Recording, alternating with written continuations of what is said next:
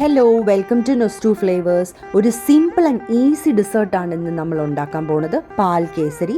ഇവിടെ പറയുന്ന ഇൻഗ്രീഡിയൻസിൻ്റെ അളവ് യൂസ് ചെയ്ത് ഒരു പെർഫെക്റ്റ് റവ കേസരി ബിഗിനേഴ്സിന് പോലും ഉണ്ടാക്കിയെടുക്കാൻ പറ്റും. ആദ്യം ഇൻഗ്രീഡിയൻസ് എന്തൊക്കെയാണെന്ന് നോക്കിയിട്ട് കേസരി ഉണ്ടാക്കാൻ തുടങ്ങാം.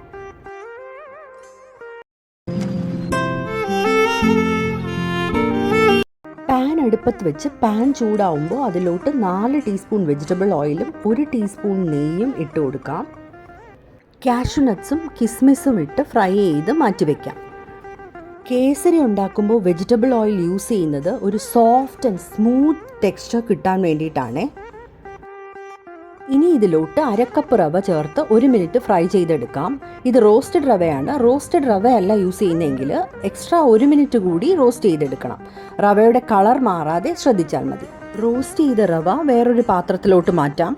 ഒരു പാനിലോട്ട് 1 കപ്പ് പാല്, 1/2 കപ്പ് വെള്ളം, 4 ഡ്രോപ്പ് ഫുഡ് കളർ, ഞാനിവിടെ യെല്ലോ ഫുഡ് കളറാണ് യൂസ് ചെയ്തിരിക്കുന്നത്, ഒരു നുള്ള് ഏലക്കാപ്പൊടി ചേർത്ത് മിക്സ് ചെയ്ത് പാല് തിളച്ച് വരുമ്പോൾ അതിലോട്ട് റവ ചേർത്ത് കൊടുക്കാം.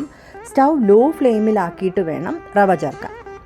റവ കുറച്ചായിട്ട് വേണം ചേർത്ത് കൊടുക്കാൻ. നല്ലപോലെ ഇളക്കി അടച്ചു വെച്ച് 1-1.5 മിനിറ്റ് വേവിച്ചെടുക്കാം.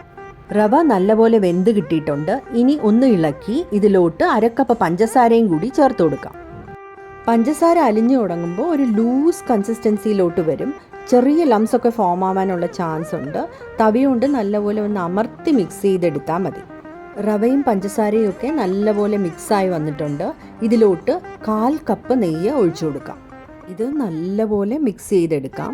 നമ്മുടെ പാൽ കേസരി റെഡിയായി കഴിഞ്ഞു. നല്ല ഒരു മണമാണ് വരുന്നത്. നല്ല സോഫ്റ്റ് ടെക്സ്ചറിൽ നമുക്ക് കിട്ടിയിട്ടുണ്ട്.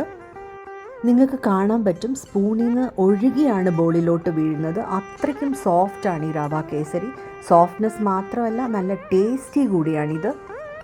ഇതിലോട്ട് ഫ്രൈ ചെയ്ത് വെച്ച കാഷ്യൂ നട്ട്സും കിസ്മിസും കൂടി ചേർത്ത് മിക്സ് ചെയ്തെടുക്കാം. വീട്ടിൽ ഗസ്റ്റൊക്കെ വരുമ്പോഴായാലും അല്ലാതെ തന്നെ നല്ല ഒക്കേഷൻസിലും ഒക്കെ നമുക്ക് പെട്ടെന്ന് ഉണ്ടാക്കിയെടുക്കാൻ പറ്റുന്ന ഒരു സ്വീറ്റ് ഡിഷാണിത്. എല്ലാവരും ഈ റെസിപ്പി ട്രൈ ചെയ്ത് നോക്കണേ. ഇഷ്ടമാവുകയാണെങ്കിൽ ലൈക്ക്, ഷെയർ ആൻഡ് സബ്സ്ക്രൈബ് ചെയ്ത് സപ്പോർട്ട് ചെയ്യണേ. Thanks for watching. ബൈ.